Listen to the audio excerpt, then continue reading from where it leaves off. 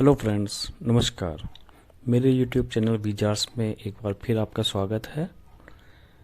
आज मैं फिर आपके लिए एक नई कंपनी लेकर आ रहा हूं जो मेरे ख्याल से लगता है कि मल्टी बैगर आगे आने वाले टाइम में साबित होगी, और ये इन्वेस्टमेंट के लिए एक गोल्डन अपॉर्चुनिटी की तरह आज की डेट में इसकी प्राइस अवेलेबल है।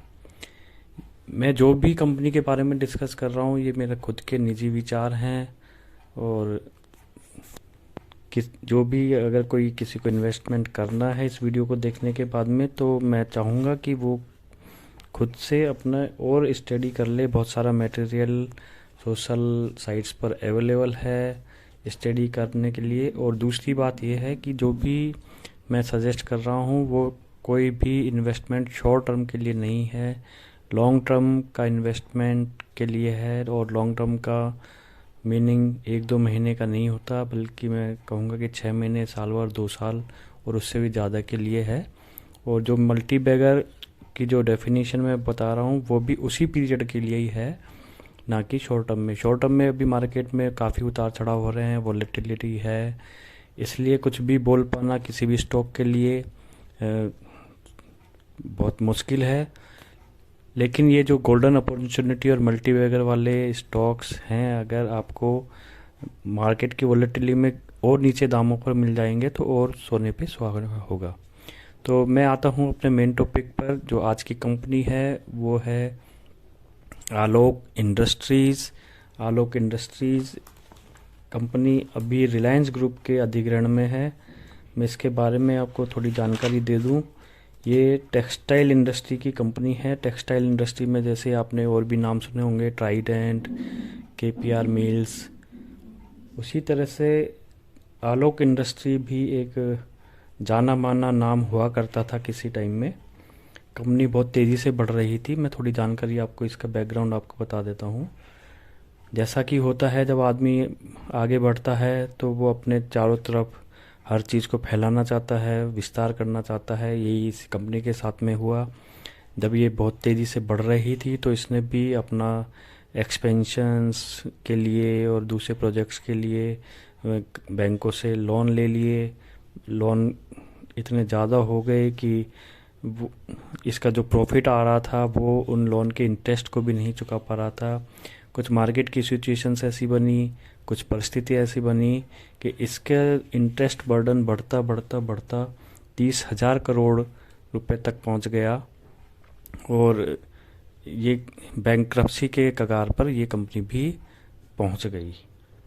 लास्ट में जैसा कि होता है, बैंकों ने अपना कर्ज वापस करने के लिए एनसीएलटी ट्रिब्यूनल में एप्लीकेशन दी, और वहाँ पे फिर इसका जैसे कि है ऑक्शन हुआ, और ऑक्शन में ये कंपनी को रिलायंस और जेएम फाइनेंशियल कंसोर्टियम ने मिलके करीब 5,000 करोड़ रुपए में खरीद लिया।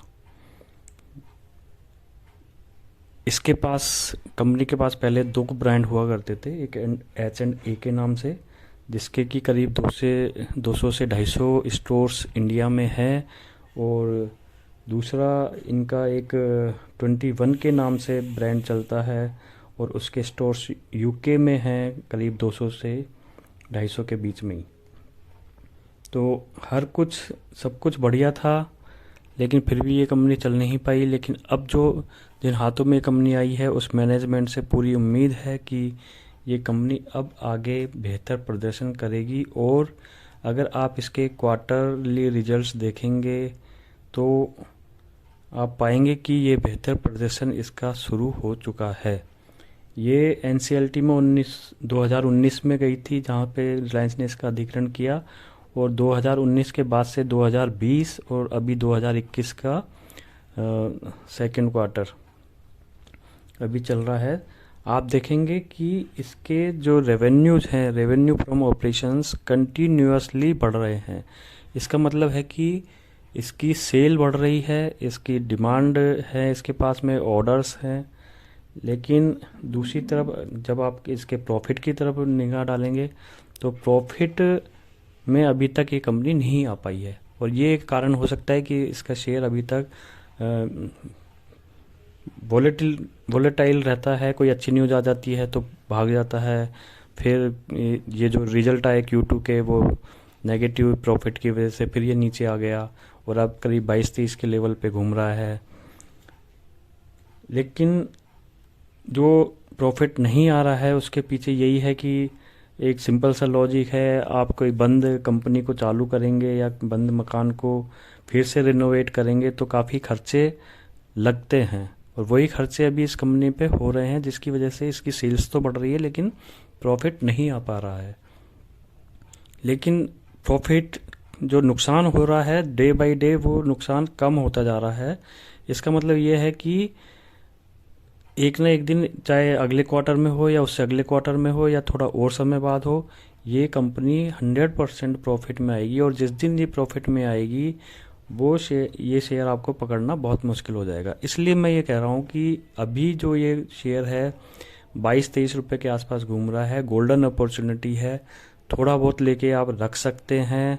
मार्केट को वॉच करें, वॉलेटिलिटी है, सेंसेक्स निफ्टी हाईएस्ट लेवल्स पे चल रहे हैं, हालांकि थोड़ा सा करेक्ट हुए हैं, और करेक्ट हो सकते हैं, और करेक्ट होंगे तो सारे शेयर्स की तरह ये शेयर भी नीचे आएगा, और वहाँ पे आप इसको और एवरेज कर सकते हैं। और अगर ये नहीं होता है, मान लो कि मार्केट नीचे नहीं जाता है, तो आपके पास, क्योंकि आपने ऑलरेडी इन्वेस्ट कर दिया है, तो आपके पास दोनों तरफ से आपका विन विन सिचुएशन हो जाएगा कि अगर मार्केट बढ़ता है तो भी आपका शेयर बढ़ेगा, और अगर मार्केट नीचे जाता है तो आप इसको एवरेज कर सकते हैं।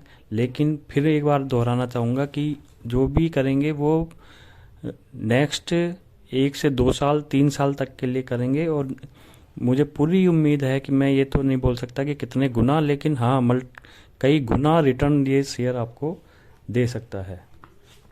ये मेरा खुद का जजमेंट है, मैं खुद इसमें इन्वेस्टेड हूँ, और आप लोगों को भी चाहूँगा कि आप भी अपना डिसीज़न सोच समझ कर ही लें, मेरे कहने पर नहीं लें कि अगर मैं इन्वेस्टेड हूँ तो आपको भी बोलूँ कि आप भी इन्वेस्टमेंट करें। शॉर्ट टर्म के लिए नहीं, लॉन्ग टर्म के लिए। मार्केट में उतार चढ़ाव ज़रूर आते रहेंगे, उससे घबराने की ज़रूरत नहीं है। कंपनी पे वॉच रखें, कंपनी के रिजल्ट्स पे वॉच रखें, क्वार्टरली रिजल्ट्स पे वॉच रखें, और उसी के हिसाब से अपना डिसीज़न लेते रहें। तो एक और कंपनी, इससे पहले मैंने आपको बताया था मोनेट इस्पात के बारे में, इससे पहले बताया था फ्यूचर ग्रुप के बारे में, और आज मैंने आपको बताया आलोक इंडस्ट्री के बारे में। Let's see, hope for the best. आशा है आपको ये वीडियो पसंद आया होगा। ज़रूर लाइक करें, शेयर करें, दोस्तों के साथ में डिस्कस करें आलोक इंडस्ट्री के बारे में।